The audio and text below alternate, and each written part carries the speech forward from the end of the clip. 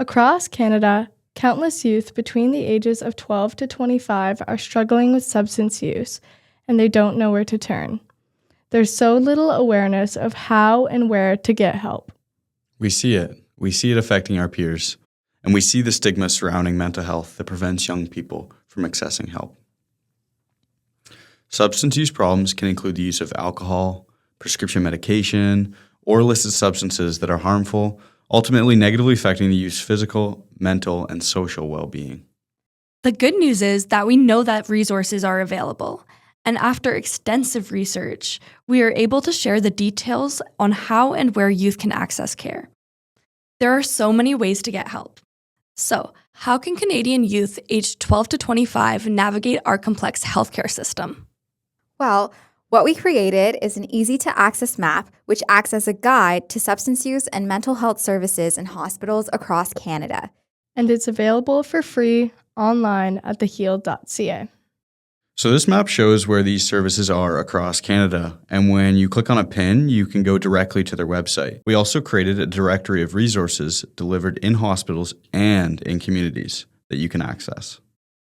For youth, it's important to feel autonomous, especially in situations that feel out of our control. This map puts resources back into youth hands, empowering them. This builds capacity, a knowledge of where and how to access care that best suits their needs. In our search for substance use programs across Canada, we didn't find many options for youth easily, but we knew they were out there. So, what are these resources? Well, there are hospital-based interventions, which include inpatient and outpatient programs. There are also community-based services, which are usually independent and run outside of hospitals. Some are also culturally specific, like support programs for Indigenous youth through traditional practices and community support programs, just like the Clear Hills Youth Treatment Centre in Hythe, Alberta.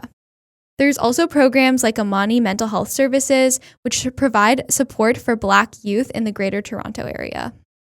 Accessibility is a huge consideration when looking at care options. People assume, and often with good reason, that substance use and mental health treatments can be very costly. Just thinking of price could be a barrier to getting help, but with this map, we found effective and affordable options. Not only the cost, but location and distance can be barriers to accessing treatment. We included services in and outside of the hospital setting with low barriers to access. The details and costs of each program are in the directory. You know, I really love that we have created resources that are virtual as well, because for youth that live in rural and remote areas or don't have easy access to transportation, this is really important. Accessing care may not be a linear process, and many government-funded substance use programs may have long wait times. Mental health and substance use problems are common, yet the stigma and other barriers make it really difficult to navigate the healthcare system. To help you navigate, download our map as a PDF to your phone or any other device.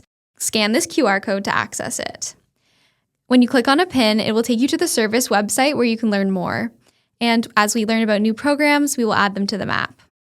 We cannot stress enough that if you or someone you know is considering treatment for substance use, please access this resource on our website. And if you're in an emergency, reach out to these resources.